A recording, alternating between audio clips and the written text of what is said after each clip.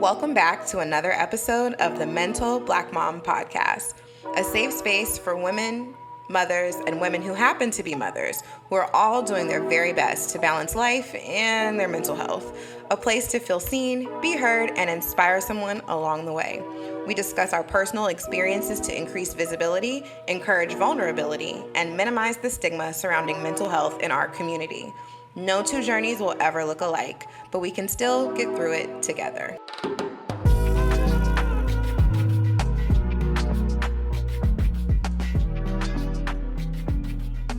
Hello, guys, and welcome to another episode. We're so glad to be back, trying to get more consistent here, but you know how life goes. And I am joined today by Jemanekia, and she is going to tell you what she does and how she's helping in the community. Hello, my name is Jemanekia Eborn. I reside in Southern California, which today it is not sunny at all. So don't believe the hype. It does get unsunny here.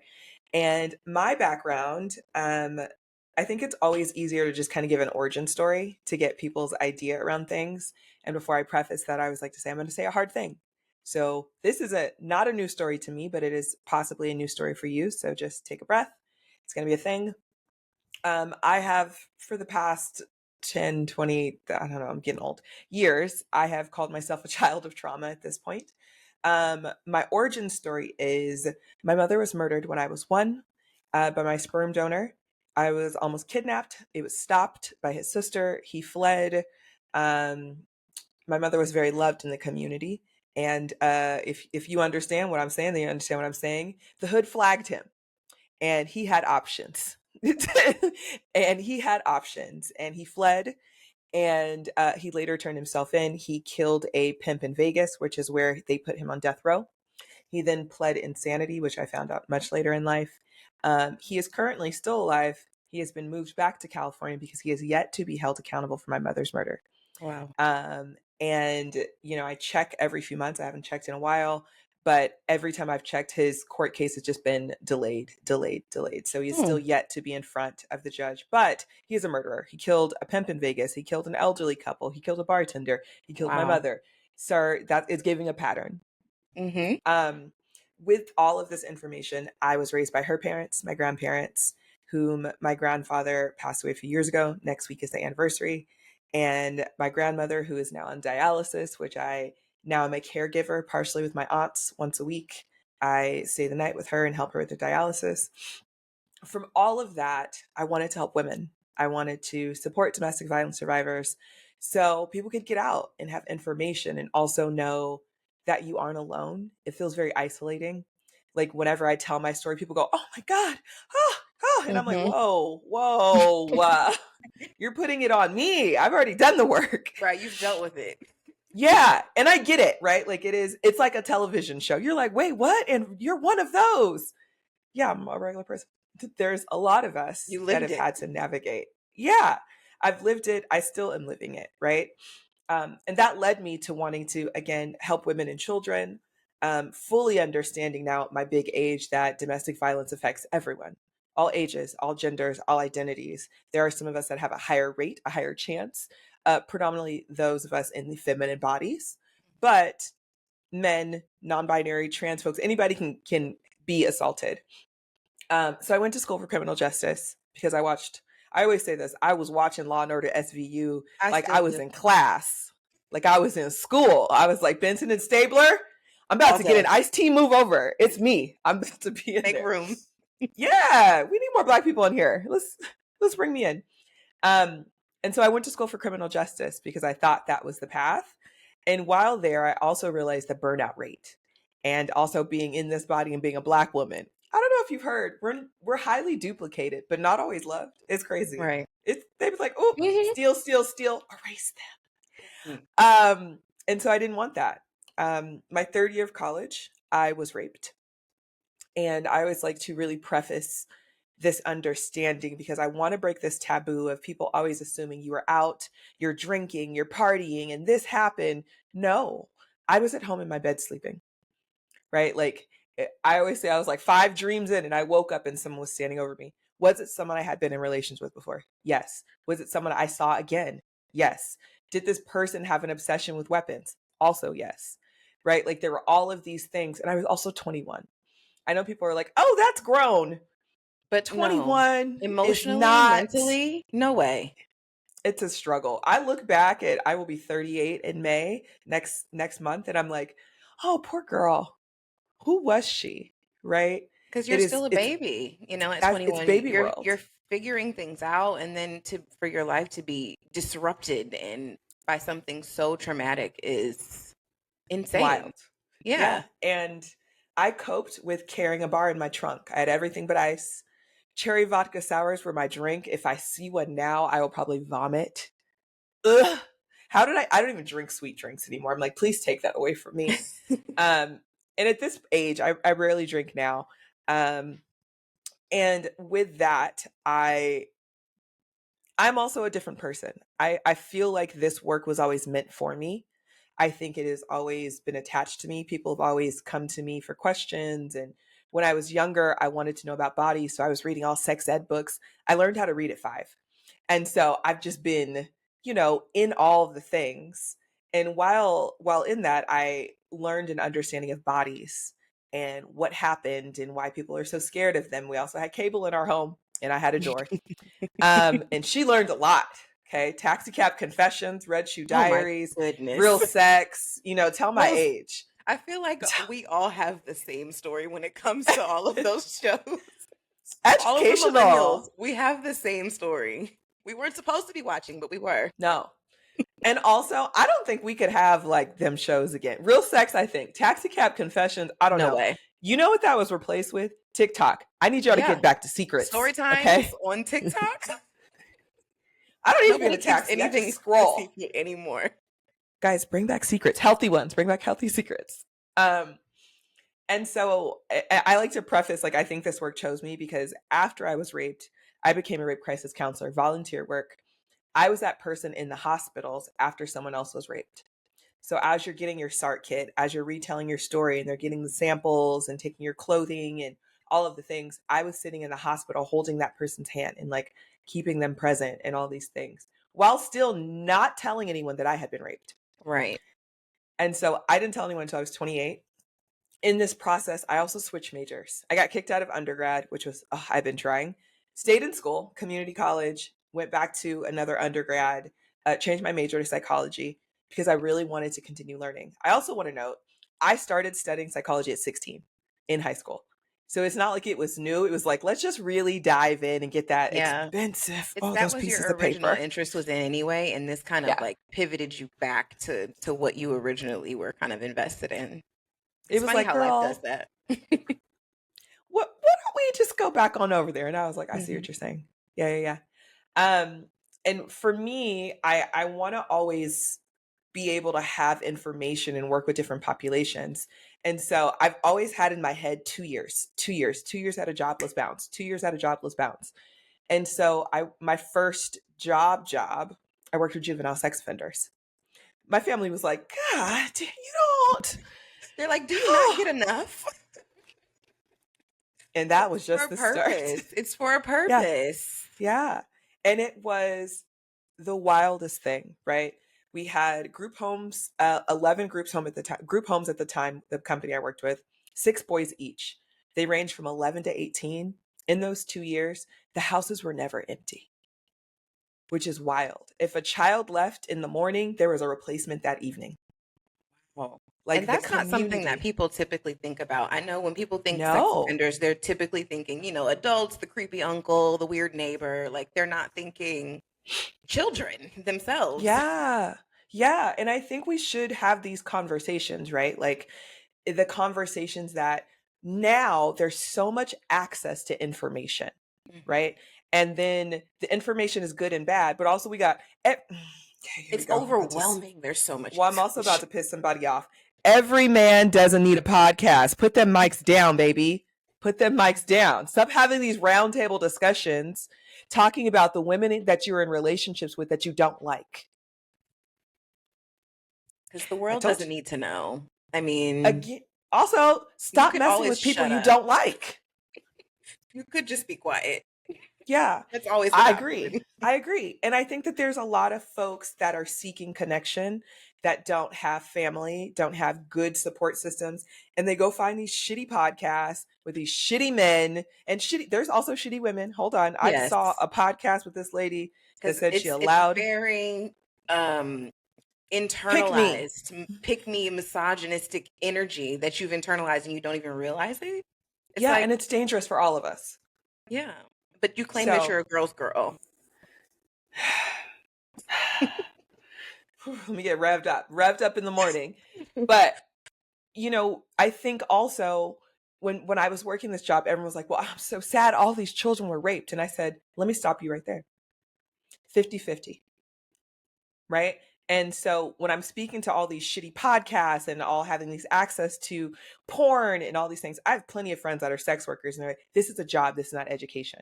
Education is separate, and some of them are educators. I think that sex workers are the original sex educators. They were doing stuff, having conversations before the rest of us were doing, and we were shaming Right. people. So let's also be honest. Mm-hmm. But, having all of that, a lot of these children are over sexualized and they see these things. They're like, well, that looks fun. That looks exciting. I want to act it out. And But they don't that's have the also, information, they don't have the the emotional tools. intelligence, They don't anything have to any of that. handle those.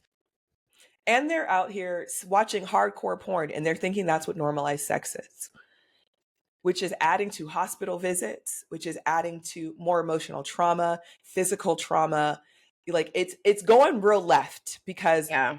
we're taking education out. And And people are so so that's what scared I to talk learned. about it. Like it's not a taboo thing. Like these are normal everyday experiences. And would you rather them learn from somebody who has the proper tools and the proper verbiage and all of these things to be able to provide the information that they need to make informed decisions? You just Mm-hmm. want them out there figuring it out and taking a shot in the dark? Like I don't understand that. And there's the idea of giving age appropriate information. You don't have to walk out the gate talking about gangbangs. Reel it in. Let's let's talk about body parts. Let's give people language, right? The fact that so many women don't know the difference between a vulva and a vagina, right? Let's give an upgrade. Your vulva is external. That is your Right. labia and all of the parts, and your clitoris is attached to that. And the Your vagina is vagina the is the actual internal. canal. Yeah. Yes. People go, wait, what? That Yes, blows yes. my mind. Language matters. Testicles, penis, labias. You got two sets, baby. And as you get older, you get one. They disappear. Get your research in. That is crazy. I actually saw that somewhere on the internet the other day, and I was like, "What? Yeah. People are That like, is do they fall news off? to me." I'm like, no. Did they fall off? I'm like, you're not going to wake up and be like, are those my lips next to me? No, that's not how it works. They just going to absorb. They shrink. It's wild. They Yeah. dissipate. That's so interesting. Yeah. Yeah. Bodies are cool. Um, so I worked with juvenile sex offenders. I worked in mental health facilities, dual diagnosis, which also means mental health support. Focus was on one side and addiction was on the other side. Hmm. So again, teenagers, the root, the trauma. I worked with adult women. I worked in eating disorders. I worked from the lowest of funding to the highest in Malibu, as you get it, being a native of California, the Hmm. bougiest. And what kept coming up with sexual assault as a through line, which was wild, varying degrees. And this is where I also want to note sexual assault is an umbrella. Um, Rape is underneath it. There are different types of sexual assault. It doesn't just have to be physical, right? Emotional is very much real. Spiritual is very much real. And these conversations, I don't think happen enough. And I think, again, information, conversation is so helpful in this. But then I got burnt out because mental health is a lot It is a lot. um, It's very heavy. every day. I opt into it. I love it. And it's a very mindful practice that I choose. But also, mama got burnt out. And I started to work with babies because they are cute. And Right. I worked with Joy, weddings. innocence. Yes. It brought me back to that beforehand. Weddings, people having that love and that first thing. Now, what happened after, not my business. But that day, Hmm. love, right? Um, and I wanted to kind of transition my career to something that was ever evolving and always fun. And I was like, ooh, back to my roots, sex. My grandmother was like, oh God, here we go again. And this I will always say, because I still think it's funniest to this day. She asked me, she was like, "Are you gonna be out there selling your pussy?" And I said, "I don't." Grandma said, "Don't be out here selling that cat, girl. What are we doing?" And I'm unhelpful because I was raised by a smart ass. So I said, "Well, girl, I don't know. I'll give you an update." Like, if it comes to that, Listen, the sky is the limit. I'll never be broke. the oldest profession in the um, book, babes. Again, the original sex educators. It's in alignment. Still update everyone. Still hasn't sold it, but also we kind of all sell it and provide and share information at all In times. one Let's way be or honest, another. which is a conversation that could be had on a later date. But I got into sex ed. I became a comprehensive sexuality educator. And when I say comprehensive, sex is not just physical. Your biggest sex organ is your brain.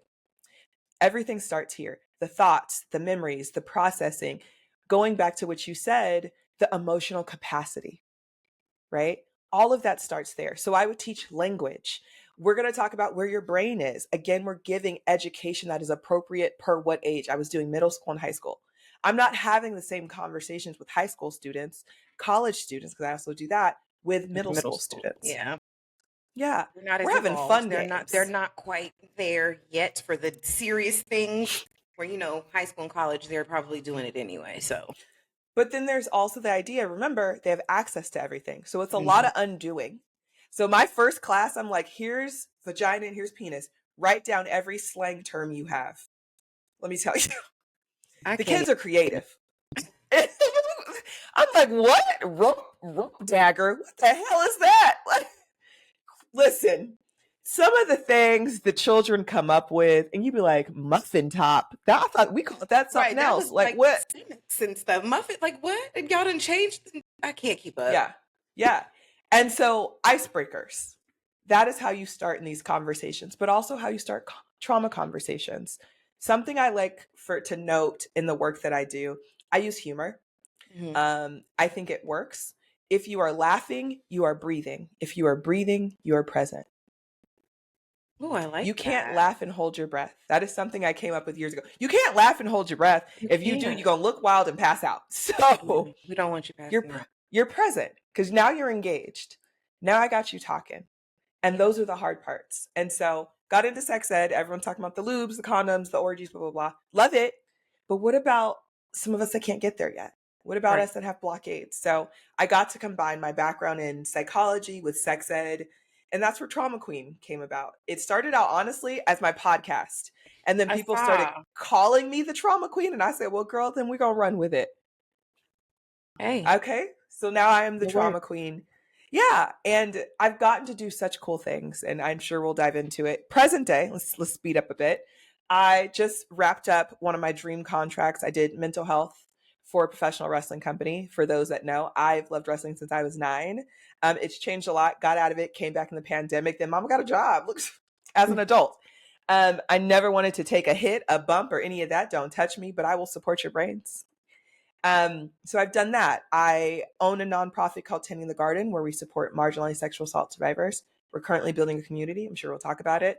I co-own an intimacy coordinator company called Sentima, where we are predominantly online because we wanted accessibility for individuals. As someone that has done school online, I think it's amazing. You could do it at your own pace. And also if you are disabled and whatnot, we really wanted to think about that. And it is one of the only ones that is owned by 2 Black women and a Jewish man. So we outside, and 2 of us Working are balance. Geminis. Look, 2 of us are Geminis. It's 4 Black ladies, really. It's wild out here. Um, I do that. I work with my friend Lenora Claire, and we work with stalking survivors, and we work on TV sets to work with documentaries, making sure that the people that are retelling their stories are safe, that they're ready to tell their story. We are there pre, during, after, making sure that they're good. And then I have the Jemanekia Project, which is my speaking engagements, my writing, my teaching. I literally posted before this. I have not downgraded, I guess the word. I've given a discount for the summer to work with me because the world is worlding outside. The coins is wild. People need help. I want to still be able to show up, but also, You gotta capitalism live. still exists. Right. You gotta But live. I want to always provide support. So check that out. And so that is where I'm at today. Like kind of doing a little bit of everything. The through line in everything that I do is supporting individuals and making sure that they are safe, making sure that they are supported, making sure that they have these different tools. And that's the things for now. It. Love it. Love it. I was looking on your page. I noticed that you have like an ADHD, what are those things? Highlights on Mm. your page. And I was looking at like all of the different things. And I know you've been in the mental health space. So what would you say is hmm, the biggest hurdle when it comes to getting people to start having these difficult conversations and getting them to open up? What is the, like I said, the biggest hurdle, and how do you approach it to make it palatable for them? I think one of the biggest things in general for most of us is safety. Do you feel safe to be in this space? Do you feel safe to have this conversation? Is there trust involved? Right? Because with trauma, most of the time it is from someone that we did trust. So that's a lot harder to build Mhm. up. And so when I sit down with someone, I love to do an alignment. Let's have a conversation, ask me questions, share a little bit, tap in, feel my vibe. I think that is so important to be able to work with someone. Because if you don't trust me, you're just gonna sit up here, we're gonna stare at each other. You're wasting your time, you're wasting my time, you're wasting your money. Um, and I don't think that that's helpful. And so again, I like to allow people to show up where they are, and I want to meet them where they are. I don't feel like pushing people and be like, well, here's where you should be. Oh, that happened 5 years ago. Here's what you should be doing. I think that's wild. I think you meet people where they are. And I think, again, you're honest with them. Right. I've had so many people come and like we do alignment calls. I'm like, that sounds really shitty. And I'm sorry that happened to you. And they're like, thank you. And Yeah. that is how we start. Sometimes sometimes hearing that helps. Not like, Yeah, oh, because people get uncomfortable, it's like, I don't know what to say. And they kind of tiptoe around you. And I feel like that can make it worse, like the anxiety of it all. You already feel isolated. You feel othered. You feel like you're alone in this experience and nobody sure. understands what you're going through. So then people tiptoeing around you and like trying not to, trigger you or stir things up instead of just saying, damn, like that's really fucked up. Yeah. It's Like, and I'm it's sorry that you extremely experienced isolating. that. Yeah, it feels very extremely isolating. So like being able to find community in, finding support. I also like to be available because I don't know who the first person was that they told or how they responded. Right? That could be also very stunting. And if you are someone, if you're listening and someone wants to share a hard thing with you, right? It doesn't have to be sexual assault. It can be domestic violence. It can be sexual assault. It can be something else that happened that they're ashamed of. Shame is real. Listen, in the Black community, we thrive on shame, Baby, baby. on shame. I deal with Shame, it they every will. day. It about They, the dumbest things. Like it is. you get on Twitter right now, Twitter, Instagram, TikTok. Somebody's shaming a Black woman Hmm. just because her existence. Like, how dare you exist being fine with your good skin? Hello, what? Like, how is I this didn't, even possible? I'm They sorry. find I drink something water. Yeah, I just drink my water. Maybe you get and mind some. my business. You I could love try minding it. my own business. It's Hmm. my favorite. Um, and I think when, asking those questions, how do you do this work? Being honest, don't forcing people out of where they are and letting them know when they're ready, I am here. I think sometimes that is some of the best things of like, okay, if you're not ready today, let me give you some more information. Would you like some tools that you can leave with? Here's some homework. I think doing homework is really helpful for folks, having something to check back into and having a support system, That's and very if they important. don't, helping them figure out how to build it. I love helping people build it because there's people there that do love you. And They I just don't know think how. with support systems too, a lot of times because of shame, we don't Mm. lean on the people that are closest to us. We're kind of shying away. I know that was my experience when dealing with my struggles with my mental health and like all of these episodes that I was going through. Of course, we mask because that's what we do, because that's what the Yeah. world expects us to do. And it was more difficult to talk about it with people that I knew my entire life and trusted versus some Strangers. stranger that I Hmm. met, online or whatever. It's easier because there's no expectation there. There's There's no no preconceived expectation. Yes. idea of who you are, and you just Mm-hmm. kind of get to be without Mm-hmm. the stigma. Mm-hmm. I'm glad you bring that up because people are always like, when I first told my grandparents, who I call mom and dad, my dad was like, well, why didn't you tell us? Well, did you think we couldn't support you? Right? Like people start to internalize and make it somewhat about them. Hmm. And so this is a great conversation, and the reminders of, if someone comes to you and wants to share, remember they chose you. They trust you to share this thing. It's not about you. What I told my dad that day, and I looked at him and I was like, I will tell you the same thing I would tell any other parent. This isn't about you, and I thought I was protecting you. And oftentimes, like you said, we feel like it's too much. We feel Hmm. like we're a burden. We Hmm. feel vulnerable in ways that maybe we haven't, and they're going to look at us different, right? Right. That thought of, they will never see me the same again. Will they believe me? Because I don't know about you, how hard it is when someone you have loved and cared for, and they have said they loved and cared for you, and they don't believe you, It's or like, they question you. yeah, like, how dare you question me? I thought you cared about me. Like, why would I lie? Especially about something so, not saying that people don't, because people do. People lie 1 to about, 2%. The numbers are so low, 1 to 2%. yeah, that's very Audience, small. 1 to 2. That's a That's very it. small percentage. It's very small. And it does happen. Not, and Sure. people lean on that like it is the norm. Like, why would I lie Hmm. about that? Why would I lie about something so traumatic? Why would I want to go through that voluntarily? It doesn't Mm-hmm. make sense to me. Yeah. I heard something on a podcast, and I like to listen to other survivors and, other people that do this work. I have got more comfortable doing it. When I first started, I was like, I don't want to do it because what if I accidentally steal someone's information in their work? I don't want to be that person. But I've gotten better at like understanding and separating. And something that someone said, it was Tarana Burke, who is amazing. Love her. She was like, you know what? I don't believe all women. I believe all survivors.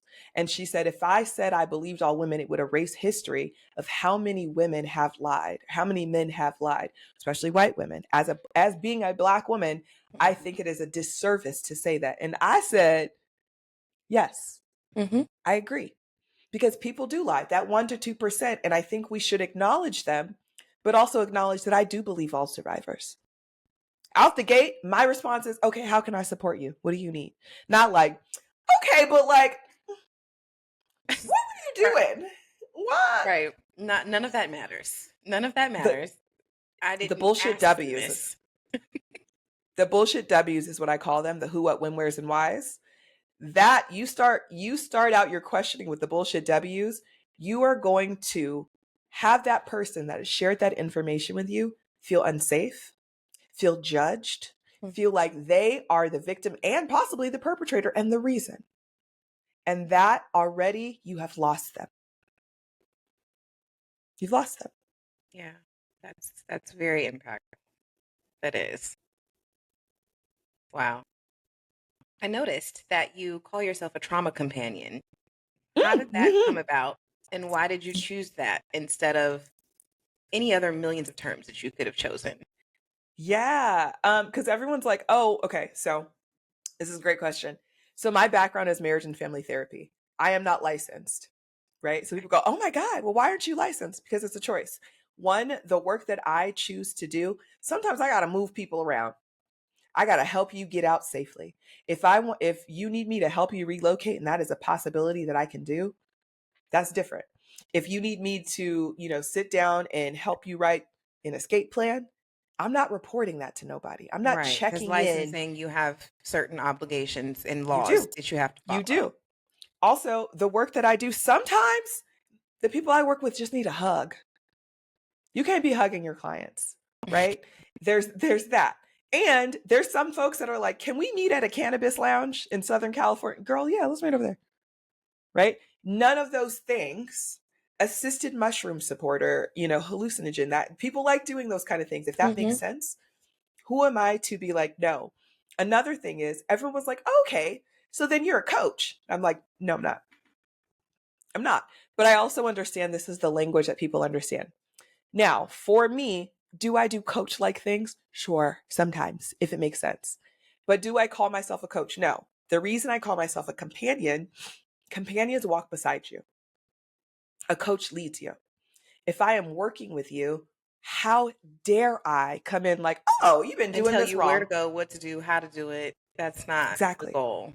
That's not the move, right? I think if you and I were working together, you have the best information about you. So how dare I come in and be like, oh, you fibbing girl, let me tell you how you really need to do this. No. When I first start working with someone, I want to know what has worked for you and what hasn't. What kind of therapist have you worked with that, what came up while you're doing it? What did you learn? What didn't you learn? What do you want to learn? What do you want to work on? And then we share this. What kind of tools do you already have? If I'm sitting here like, oh, you got to do this, DBT, you have to do let's brain spotting, let's do EMDR, like all these things. And you're like, I tried that. I hated it. Cool. We've just wasted time. So, meeting people where they are. And again, it's that sharing information, walking beside you, having that support system is why I have chosen to call myself a trauma companion. Because again, I don't ever want to feel like I am impeding in someone's life. And as survivors, we feel like we've lost our autonomy. How dare I? How dare any of us And be it's like like, you're it's fucking this happening all up? over again with other people telling you what to do. It's like you're being re-victimized in a way. Exactly. That is against giving these individuals, these survivors support. That goes against giving them control again. Having them navigate what power feels like again, understanding their body again. This is your journey. So why do people keep working with people that are like, well, and I know there's a lot of therapists that have like a sheet and they're like, okay, let's do these check marks. I don't work with check marks. I work with what you are, where you are, what you're Yeah. doing. It's more holistic. It's more personal.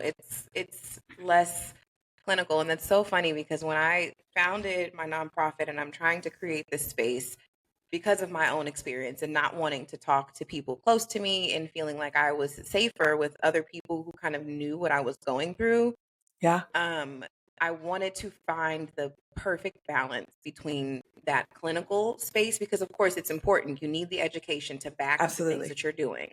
The clinical side is very important, but I also wanted it to feel personal. Like I wanted it to be lighter and mix the two worlds together. I feel like when it comes to mental health, a lot of times we see this separation between the clinical Yes. space and the therapist and all of that and the wellness side of it, where it's like Hmm. they don't want to dive into the woo woo of it all, but it's like you kind of need The both. spirituality of it. Yeah, you It need allows you to both be sides present. of it to really be able to grow and to heal from the things that Hmm. you've gone through. And that's Hmm. wonderful because that's literally the space. I'm like, nobody's doing this, but you are. So, yay. Nobody's meeting in the middle. Like, we have to Yeah, find a way because some people will shy away from getting the help that they need because it's so clinical. It's so rigid. It doesn't feel comfortable. It feels like going into a doctor's the office. words are hard. Sterile. They're like, what does that mean? It's I like to sterile use and regular cold. words. Yeah. Like don't intellectualize it to the point where I'm thinking I shouldn't be thinking. It Concentrating. becomes inaccessible. Yes. You start to go, well, maybe this isn't for me. You start questioning. My master's degree is in health psychology because just like you said, I think that a lot of people go to a medical doctor and they're like, here's the things. And then they go to like a psychiatrist, a psychologist, a mental health provider. The reason that I went back and finished health psychology because it is holistic. You look at everything.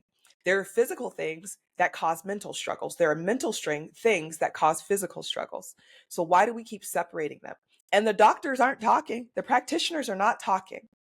They're not. It's like black and It's white, day and wild. night. Like nobody is you're getting two different things and now it's like you're confused and you don't know what you're supposed to be doing, what you should be doing, what's going to help, what's not going to help because they're telling you not to do this and like it's like come on. Y'all somebody connect the dots, please. Absolutely. Absolutely. And that is also really horrifying. Also, the medical system in this country is not great. It's terrible. And it's quite trash. And which also led me during the pandemic when I get anxious, I like to learn.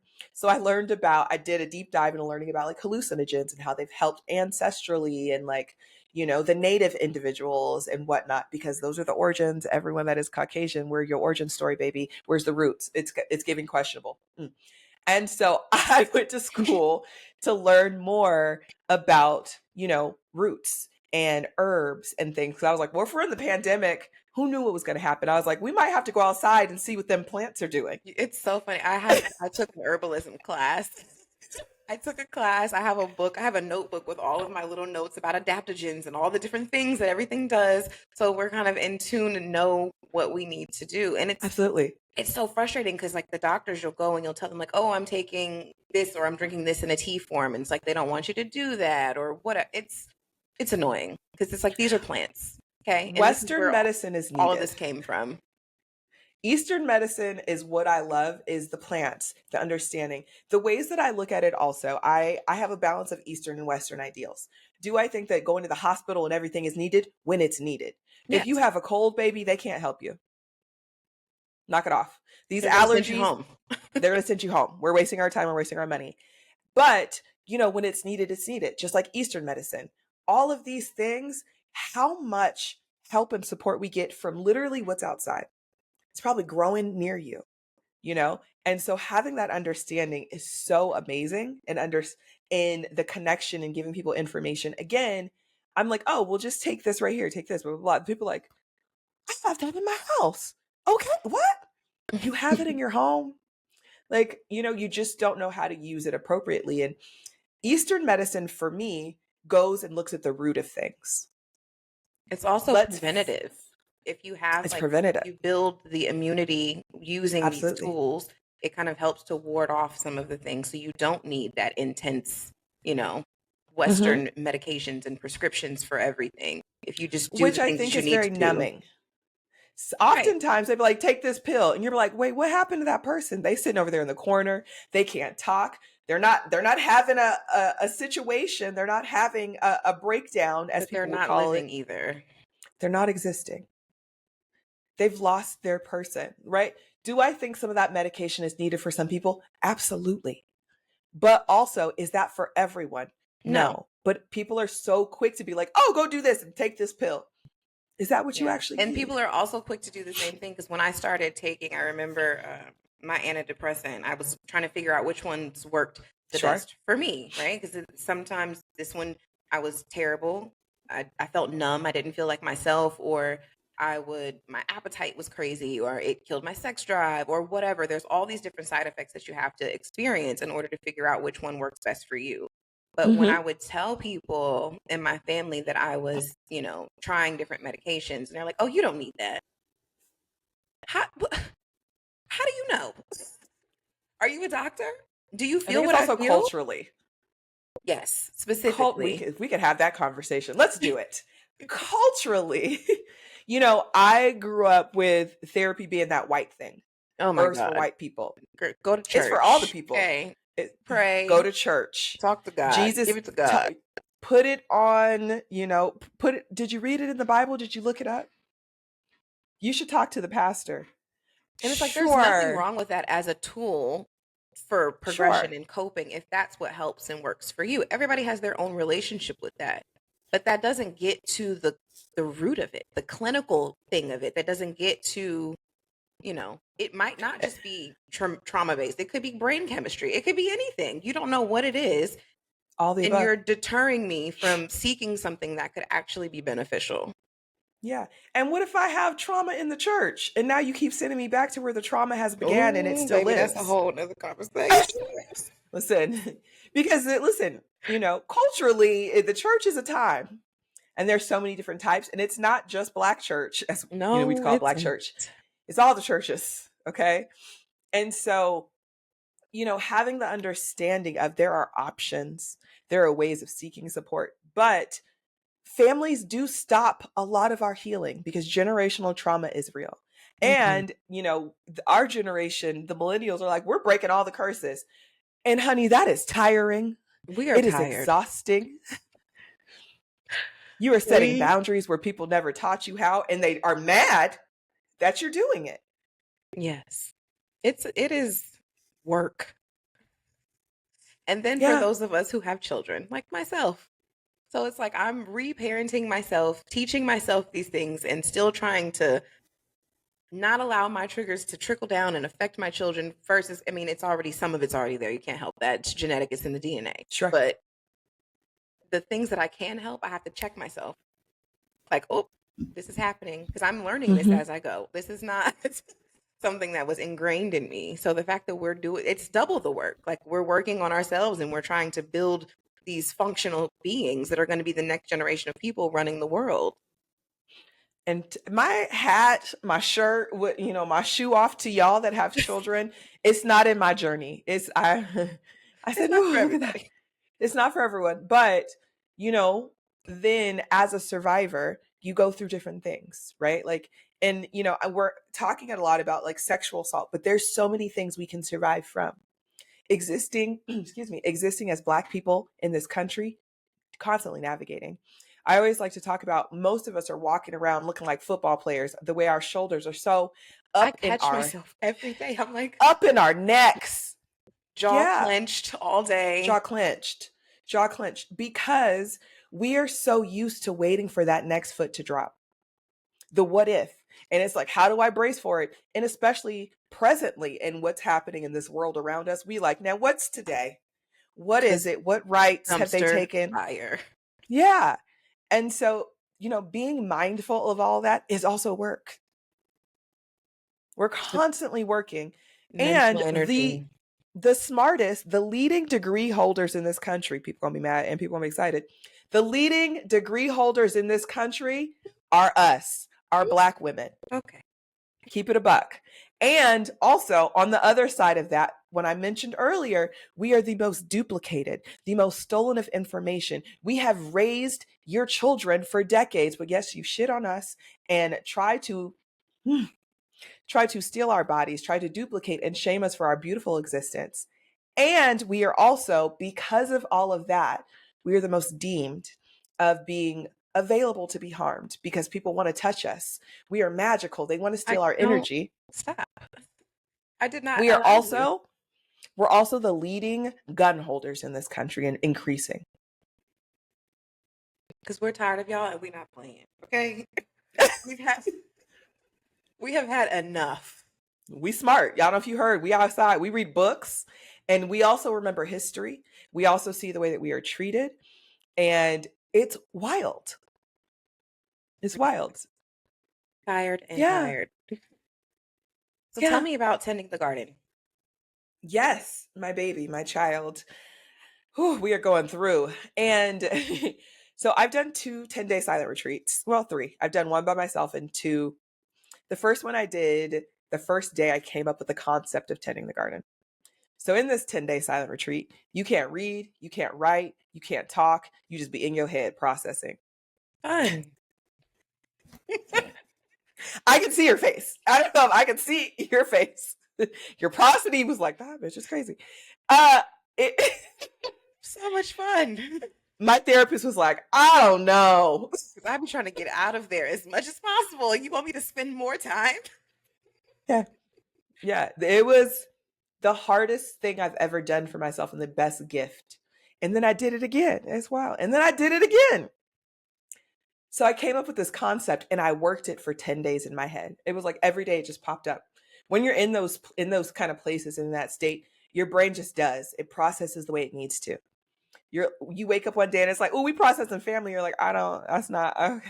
Too We're bad. processing men that we've had in our lives. We're like, oh, that's crazy.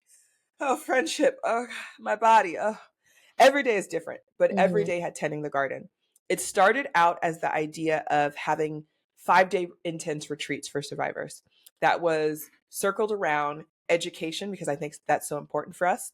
Sex ed, because again, more information, and body forgiveness as sexual assault survivors. And so the first retreat was supposed to be for women of color. Didn't work out that way because good girlfriend, pandemic happened.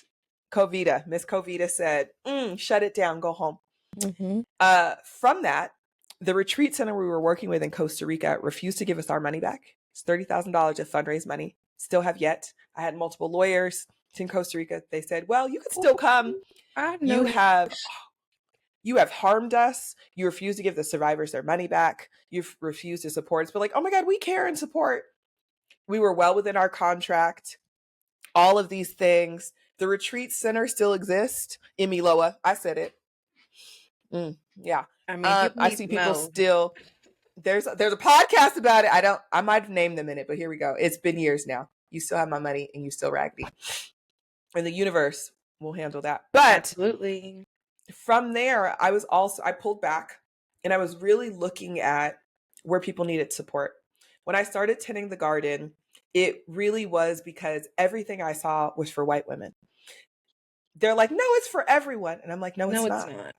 Culturally, it's not. And from that perspective, it's the vibe is always different. We don't necessarily resonate with those things. And when that Conversations happens, are different. they are. We don't feel comfortable and we don't feel safe. So we're not receiving the benefit that's intended. Mm-hmm. So don't be mad when we create spaces that are made for us And because we people work. know what works for us. They're always mad, Yeah. but it's like, but you're not catering to my needs. So why would No, I continue? no. It doesn't make sense. And while I was thinking about it and like really looking at it, the funny thing is white women were not eliminated from what I created because my focus once I expanded more was different pillars in individuals that weren't necessarily being supported. Cis men, they're not often believed, right? Trans and non-binary folks are the highest sexually assaulted and harmed and murdered after individuals. Women of color, you know, people love, again, duplicated, love to also harm us. We have different bodies, we have curves, we have blessed skin, we got the energy that people can't pay for, right? People try to steal it. Um, Disabled folks. People assume that they are vulnerable, and they are vulnerable. People assume that people don't want to harm them. They are also up there in the highest harm. Yeah. Sex workers. There is a difference between an opt-in and a choice to do that job, because that is a job. Yeah. And then when you harm them, people don't want to believe them because of their And they job. think that they're like, oh, well, this, you do it anyway. Like, no, that's not the point. I'm doing Mm-hmm. this by choice and I'm in control of that. And when you take that away, that's a problem. Mm-hmm. Mm-hmm. And then we also focus on college age. There is so much harm and sexual assault that happens in college age. There's that vulnerability. There's a lot of people leaving the house for the first time. There's the idea of you're an adult at 18. I remember being on campus and be like, what the fuck is this? How do you do this? All, yes. And also, I remember being 18 years old, hanging out with other 17 and 18-year-olds, hearing a knock on our door. A fraternity of guys showed up, starting in 21 and up, trying to be like, hey, who's in this room? You're new on campus, blah, blah, blah. The grooming starts early. The harm starts early. And those conversations need to also start early. Bring me in that first week of college. Those are the conversations that freshmen need to be having, Yeah. right? And so that is what Tending the Garden has become. We have done like online stuff. We have done a fundraiser in person. And over the years, you know, the pandemic took us out for a few years. And now in 2025, we are currently building a community space. It's tricky. I'm doing most of it myself. I have someone that's building it, but all the creative parts, you know, I have a lovely board that represents these pillars, but a lot of it's on me. And I got to record some videos after this, actually. Um, and so, you know, it's also affordable. It is not free because also everything that I do, I put back into other survivors.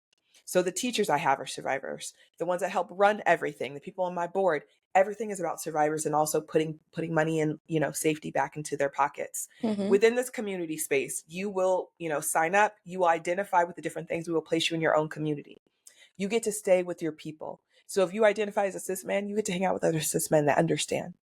If you are a sex worker and a woman of color, get in both those spaces, right? There will be chat rooms. There's going to be message boards. There will be support groups for each area, you know, so you will be able to tap in with your memberships. It's all online. So before this, under the Jemanekia project, for about 6 years, I ran support groups online. And what I saw was also in the community space, we have a sex positive space. Again, white women, are they not sex positive? Are they not in college? Are they not sex workers? Hello? Right. Spaces It's not. exist. Mm-hmm. I used to host a group, it was a sex positive group. I had people from all over the world at different countries. And so the reason I want this to be online is I know there's so many people that don't have the accessibility because I've met them. It doesn't exist in those places. So putting it online in this space, you get to find community. You get to build community. I think sexual assault is a community issue. It's so funny. That was my next question. I was going to say, what role do you feel like community plays in this whole process and healing? Because a lot of times, like you said before, it's isolating and you're afraid, and people expect to be able to heal on their own. They're like, oh, this is my weight to carry, so I have to deal with it. But I Mm-hmm. feel like community might be essential there. Community is essential in two ways, in the ways of support and accountability, right? I don't know, and I'm sure you can also agree, how many times I've heard someone be assaulted and the person that has caused the harm, the perpetrator, gets more support than they do. You're Yeah, laughing. because it You've heard it. happens. We hear about it quite frequently. It happens way more than it should. Again, 1 to 2% of people lie. Do people lie? People lie every damn day just for silly things. They'd be like, I look outside right now, it's kind of gray. Someone could come in like, girl, it is blue outside. It's gorgeous. And I'd be like, okay, where? Right? Sure. You can lie about dumb things. Hmm.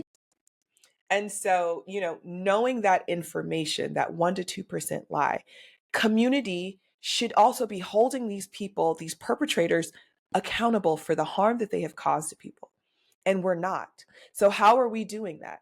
Also, the ways that the community supports survivors.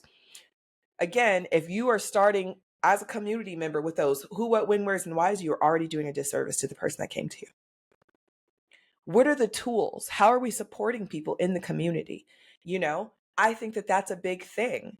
The ways that we allow for these things to continue on.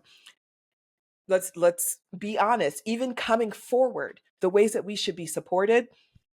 Diddy, Sean has multiple stories that have come forward. The biggest story that really changed the game, and we can, be honest, was Cassie's story, because she Hmm. had credibility, she had notoriety. People know who she exists. She knows that she exists and who she is.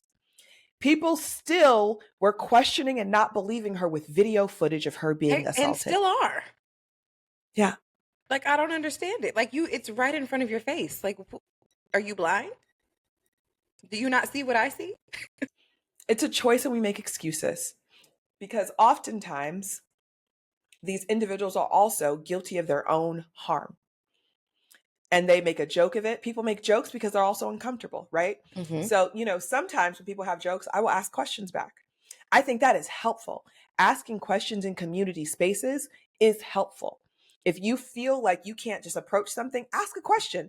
Allow them to be reflective on their own nonsense. Hmm. Throw it back on them. That is also forced accountability. If someone says something wild, well, what do you mean? And then they got to explain it, and they start stuttering. Why would you say it like that? Now you have to explain it. Can you? Right. Right. Because also, again, going back to, here we go. TikTok is not the move. TikTok, Instagram, Twitter, everyone does not have a degree. They do not have knowledge. Sure, a lot of individuals have been harmed and they are sharing their stories, but also, where is that coming from? What Right. It's tools do they biased. have? It is bias, right? I do think there are a lot of people on the internet that have skill sets, right? Like I post things on the internet. Check out these people's backgrounds. Do your Again, I research. am a survivor that has done the work. I am not just a survivor. People look at myself and my business partner, Lenora, who has been stalked by the same person for many years and put that man in jail about 4 times. He's out looking for her again, The right? fact that it was allowed to be 4 times is wild, but okay. And he's out right now looking for her, right?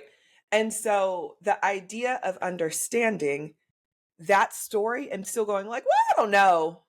Well, how does he keep finding you? Well, I mean, is it your fault? You are outside. Maybe you stay off the internet. So I'm Maybe supposed to you be a stop doing the hermit. I'm work. supposed to stop living my life because this man's a nut job. Thanks. Mm-hmm. Mm-hmm. But also, again, noting she has done a lot of trainings. She's done a lot of work. She's gone to the therapies. She has multiple certificates that people don't know. So they see us doing this work and they're like, well, you could do it. I want to do it. And I'm like, okay, what do you want to do? What you do? And I'm like, you don't know what I do. So what do you want to do?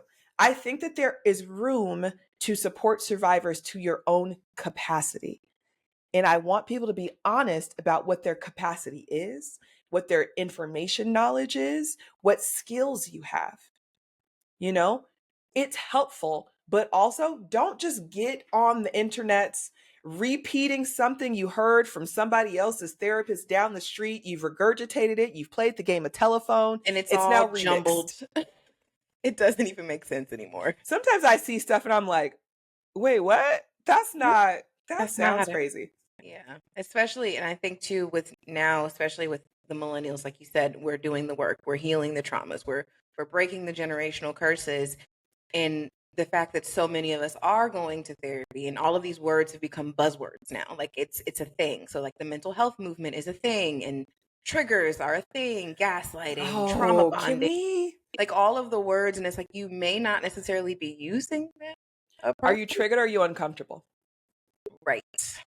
You don't necessarily know the difference. And it's as easy as reading a book, picking up a book about trauma, Yes. anything. Gaslighting. You don't need to go to therapy to learn that. You don't have to go to school and get a degree in psychology and become a psychiatrist to know But words matter. what trigger means. Yeah. Yeah. Let's listen. Let's do it real quick. Triggered. Being triggered is when you're actually taken back to a traumatic time. You can be triggered by any of your five senses, and you can be grounded by any of your five senses. It can physically have you back in that space. Now, when we are uncomfortable, maybe someone said something you didn't like and you got the ick. Those are two different things. Right. Gaslighting. Did somebody just lie to you? Are they actually trying to Manipulating you. change? They are manipulating you and trying to get you to change your actual reality. There is a film called Gaslight, which is the origin of this story. You can find it on YouTube. The 1942 version Mhm. is the original version. Go watch it.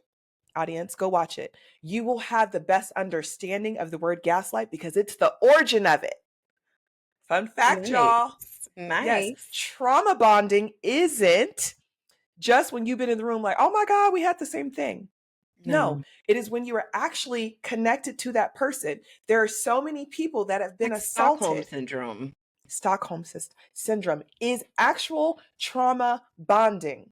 Not, oh girl, we was running in the club together. That was crazy.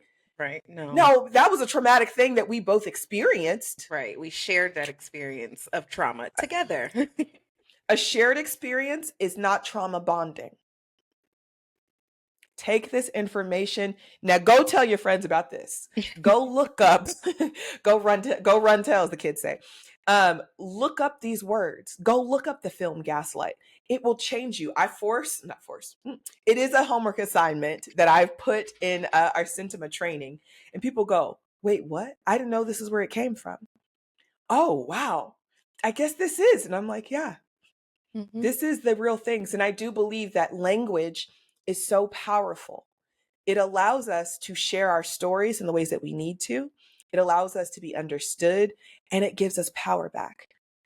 Once we can say, I am a victim, I am a survivor, this happened to me, because so Mhm. many of us go, well, that thing happened to me. I don't know if I was raped. I don't know if I was assaulted. It was just like a Right. You thing. try to downplay it or minimize it, make it smaller than what it is instead of actually leaning. I mean, it's uncomfortable. It hurts. I get that. But there's healing in actually leaning into things instead of running Yeah. from them. Yeah. And it's scary, right? Like, no one says this is easy. Here we go. Can we also, one of my favorite things to do is talk about knocking healing off a pedestal. Please. And it's not like it's not an end thing. And you It's know what not. irks me the most is when people are talking and they're like, "Oh, that person's unhealed." Who are Girl, you? And why do you get to, oh, I don't like to be around unhealed people. Well, you're around you're them around every day. every day. Every As day. soon as you walk outside. Like, Wait, are you healed? right, look in the mirror. Hello. And it's We are not like a all destination. navigating. It's something that is ongoing. It's never going to Mhm. stop. You're never going to reach a point where it's like, okay, that was fun. Did that. Now what? No, That's not how no, it works. not at all. I will tell you a story of something that happened to me. I have been working on this for years. I've had the same therapist, shout out to Betty, since like 2019. 2019 I had her. And in 2019, I was moving because before the pandemic, I was moving out of an apartment with some individuals, and I was moving in with my best friend because I went to my silent retreat and I was like, I can't live with these people. She was like, move in. And I was like, okay. While I was moving, I got in my car. I was moving stuff in, and I lived on the other side of Los Angeles at the time. I was in the valley. I was moving to the valley, and I lived on the east side in Echo Park. For those that know, you know. And I got in my car, and I was like about to go back to where I was, and my phone went off. It was a whole bunch happening. I got a text message. I heard a Venmo request go off. I had a phone call. I was like, ooh, okay, give me a minute. Of course, I went to the Venmo request first. I said, who's sending me money? Right. And I had a Venmo request for 25 cents for the year that I was raped by my rapist. The note was the year he raped me. And in that moment, I had been working on things for quite some time. And in that moment, I had built up enough within me to go, oh, this is not going to go well. And I knew I That is had a triggering moment. Like, an here's actual triggering yeah, moment. actual. And in that moment, I knew I had 30 to 45 minutes to get back to the other side of town.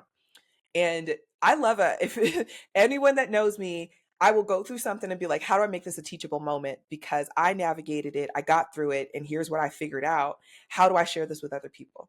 That's the way my brain operates. My friends go, girl, okay. You're living in your purpose. This is what you do. It's just, again, it just is. So in Mhm. that moment, I made it back to the other side. And I said beforehand, we can be triggered by any of our five senses. So in that moment, it was visual. I read it, right? I didn't hear anything. I didn't see anything. I didn't taste anything, you know? Um, but I knew I can get to the park by my house. There was a lake. So I was like visually looking at the lake, wasn't working. You know, LA, I love some elote. Okay, some tacos. Mm-hmm.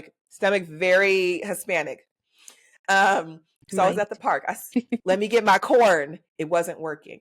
I was listening to the children. I took my shoes off. I was literally trying to ground in the grass. I said, this isn't working.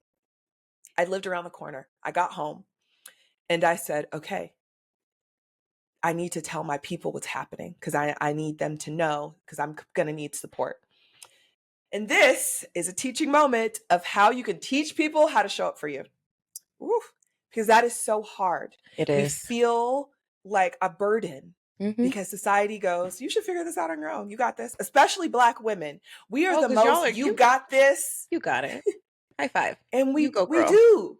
But I don't always want to got it. Yeah. We need help I don't want too. to, I get It's got tiring. sometimes. It's tiring. Carrying all this is exhausting. But nobody thinks Yes, not at all. And so, we mentioned this earlier. You mentioned, and I brought up as well, is there are people in our lives that do love us and they want to show up for us and they want to be there, but they just don't know how, right? They might not know how to show up in that way because maybe they have their own stuff or they just don't have that information. What you can do is, as someone that has had something happen to you, and I will also talk about how to support on the other side, as a person that's been harmed, look at the people in your life. There are certain people that show up really good in certain ways. You might have someone that's your food person. They know what goes in your stomach. You might have someone that you love music with. You go to shows. You have your person that you tell all the things to. You got someone that, you tell some of the things to, but you trust them to do the thing. You got someone that can send you the best podcast, put a playlist together, whatever. Sit down and figure out who those people are. Maybe 2, 3 to 5 people. Don't go over that. 3 to 5 is my big sweet spot for most things that I talk about with people because you get overwhelmed after that in different areas. 3 to 5, write their names down. How do they show up for you? Reach out to them and go, hey, I was just thinking about, how, our friendship is and how you show up on all these things. Could I ask you to be one of my people for something? Or can I ask you to be my person? 9 times out of 10, the people in your life are gonna be like, oh my God, of Yeah, course. absolutely. Let's get comfy. Let's talk about it. You can tell them, hey, you're really good. Say you're my food person. I'd be like, you are so good at like knowing the food things. What I did was I created a Google Doc, a Google Forms or whatever. It was a Google Doc, Google Sheet. It was a sheet. And I put restaurants down in the area. And this is what I learned later. I put restaurants down in the area and I put the food things I liked. I sent it to my food person. We created a safe word. If I texted the safe word green, we're in a green season. If I texted you green, you'd be like, I got you. You would just go off that list and send me something off of it because I couldn't. I was overwhelmed. Right. You get to show up for me and be like, I got my boo. And And it's I get not, to feel supported. yeah, and it's not taxing on you as well. Because in No. that moment, you're already overcome with whatever you're dealing with. So having to take time to make space to Mm-hmm. ask when we Mm-hmm. already feel away is Yeah. difficult. So that's Yeah. great. That's so organized. My ADHD brain would never ever think to do Yeah. something like This again. And you can like have the conversation. You do it when you're in a good space. You figure out a safe word that works. You have your person because again, we can be grounded and triggered by five senses. So you have someone that taps into each sense that. That's dope. I love that. That's like, and how let people them know. categorize their friends. Like, oh, it's just like that. Like, oh, I have my party friends, or I have my Listen. my wine and book friends. I have my shopping Yes. friends, the friends that suit different areas of your life, and you do certain things with them, and that's where they fit. It's the same thing, Mm-hmm. but Mm-hmm. for For needing purposes. support, for needing trauma. And that weekend was the first time I was like, okay, I got back home and I was like, oh, I'm not going to do well. So I texted this is where I created. I texted my friends, like, this is what happened. They were like, oh my God, of course, freaking out. I was like, this is what I need from you. I need you to check in to make sure that I'm eating. I need you to make sure because you're real good. Because of this work, I have so many friends that are therapists. Can you Hmm. check in on my mental health? Can you make sure I have food? Can you do this? And I have friends that be like, if I don't hear from you, I'm pulling up. Try me, Yes. right? But that is such love and support, right? It's on both sides. I love you enough to go, hey, can you be my person? You love me and you showing care to go, I got you. You texted me green, the food's on the way. I threw in the $2.99. It'll be there in 20 minutes. I Hmm. wanted to make sure you had what you needed. And so then we don't feel like a burden because they've already opted in. They know what to do. We've created the word together. It's a communal thing. You're doing this together. Like immunity. Mm-hmm. Yeah. That's And I think it's so helpful because none of us have really been taught, honestly, how to ask for help. We've predominantly been taught how to be quiet and keep it cute, hmm figure it out. That's never, hard. never let them see you sweat. Yeah. Yeah, that's wonderful. I love it. This is giving me all of the happy feels. I love being able to like get this out. So what would you say? I know we're coming up on an hour. I don't want to keep you forever. What would you say you what is a key takeaway that you want people who've been through traumatic experiences, who are trauma survivors of any sort and are dealing with their mental health? Mm-hmm. What do you want them to embody? What do you want them to know in terms Mm-hmm. of managing their mental health through these spaces? Because it can be a roller coaster. It's up and down. You never know what you're going to get. And coping mechanisms may vary. Mm-hmm. So, what do you want them to know? What do you want them to embody and live through those moments? Mm. I think the first thing is like knowing that you're not broken, right? I think a lot of us go into, well, I'm too fucked up. I'm too broken. Like I can't get through this. What about instead we go, I'm just in a different space and I'm navigating something new, right? Like giving yourself grace in navigating something you never had tools for. You're navigating something that should have never happened to you, right? And so going, this wasn't mine and this was put upon me. That's the first damn thing. Because so many of us hold on to whew, the cousins, shame and grief, as I call them.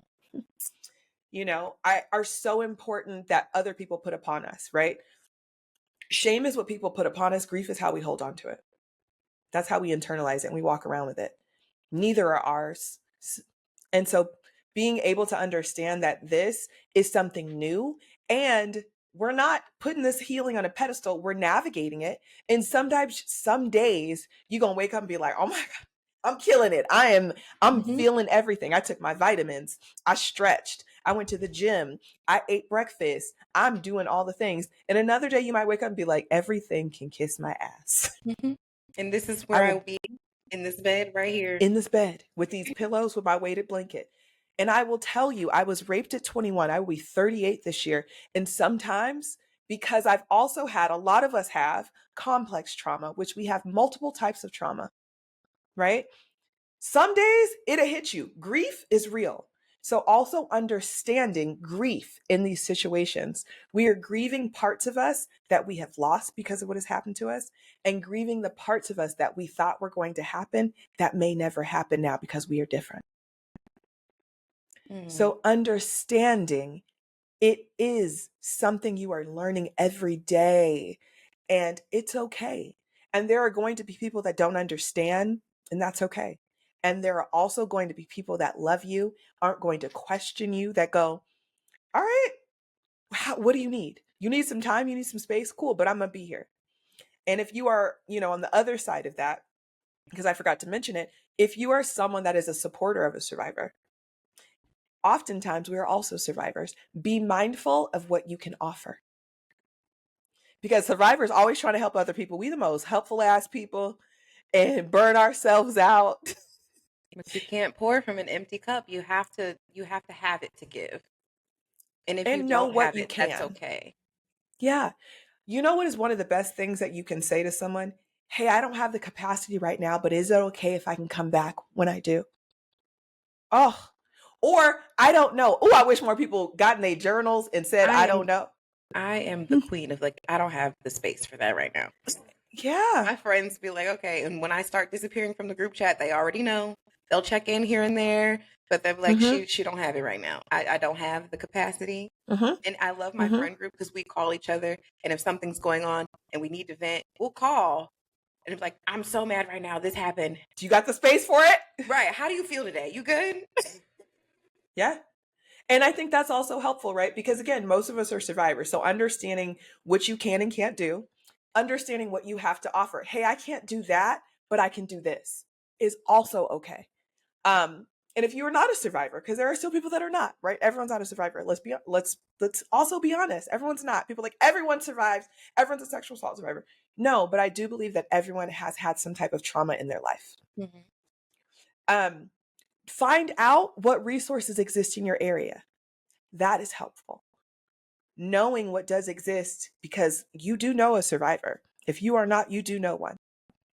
So in case someone comes to you or they're talking about it, you can have resources on hand. Oh, I know about this in the area. Have you heard about that? That is showing up and supporting people. Listening and not questioning is supporting people. Reminding folks when you have that connection, hey, did you take your meds? Did you eat today? Can I help you? Did you go outside? Let's go on a walk. It doesn't have to be expensive to show up and love somebody, but it does have to be intentional and with care. Oh, that is wonderful. I love it. Well, one more thing. Tell Mm-hmm. people how they can connect with you and any upcoming projects or initiatives that you have that you would like to share. So again, people Mm-hmm. have the resources that they need. Yes, yes. So on the social medias, Jemanekia everywhere. If you could spell it, you can find me. There is one of me. I am one of one. So Jemanekia on social media. My website is traumaqueen.love. Yes, it is .love. Love that. You can get in my business. Go listen to my podcast. Go find out what I've been doing. On there also, you can book a session with me. So I have two different types of sessions. We do one-to-one stuff. And also I have vent sessions. If you just need somebody to listen to you and like hold space, beginning and end, send you off a little care, I got you. For the summer, between May and August, I'm doing a deep discount because the world is worlding. Things are wild. I have lowered my rates.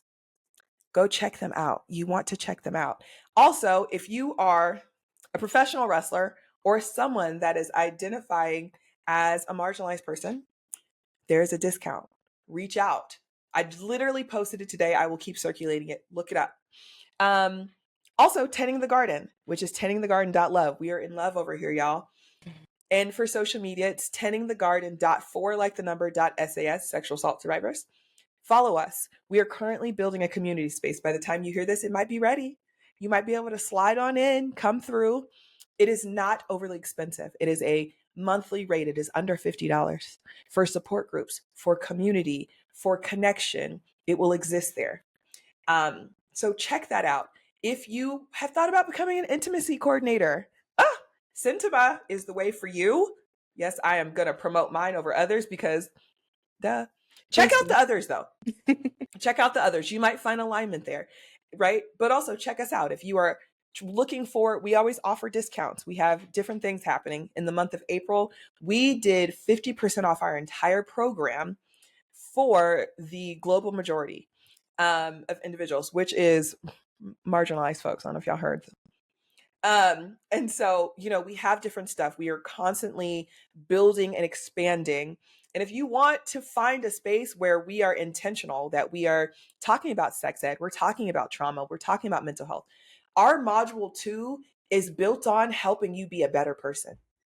There's race conversations, there's body, there's trauma, there is sex ed, there's kink, there's gender. We want you, again, if you decide to not be an intimacy coordinator, I will know that you have this information to at least not have excuses because you are a better person. So there's all of those things. And if you are someone that has experienced stalking, please look up Lenora and see if there are ways to be supported. You will have me pop up with her.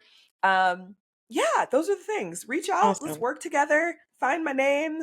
Get in my business. I'm going to link everything. I'm going to collect all of the stuff. The ones that you sent me, I have. So the ones that you mentioned as well, I'll go pull them and I will include them in the show notes. That way everybody has easy access if they want to connect with you. Because I think the work that you're doing is so invaluable and it's so insightful. And we need more of it in this space, especially for us, Black women in particular. But everybody needs to be able to know that they're supported and loved and that you're not alone and that you'll get through it. And that's that. Yeah. And I think, you brought it up too, especially being a parent. It already sounds hard. I didn't opt into it, but it looks hard. It sounds hard. I have goddaughters and I help raise them. And I'm like, while you're also navigating your own trauma, while you're also trying to be, find community and understand and figure out what friends is and this child, like, it's a lot. Yeah. And then there's the mom shaming thing. We're not going to talk about that. Because people have opinions, honey, all day long. They love an opinion. Opinions are like assholes and everybody got one. I need them to get a journal. Please. Get you a diary. Get a secret. We are promoting secrets all 2025 and 2026. Bring back diaries. Y'all telling me too much. Keep it to yourself.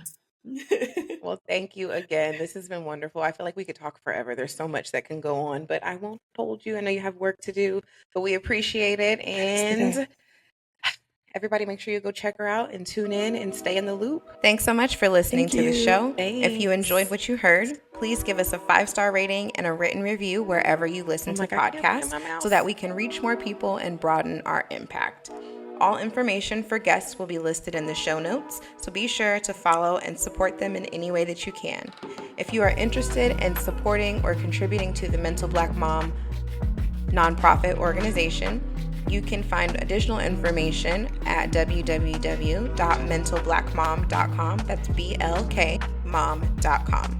And with all that being said, always remember, take care of yourself first because self-care is never selfish. Stand firm on your boundaries because they were not meant to be crossed. And never dim your light when it was really meant to shine. We'll see you next time.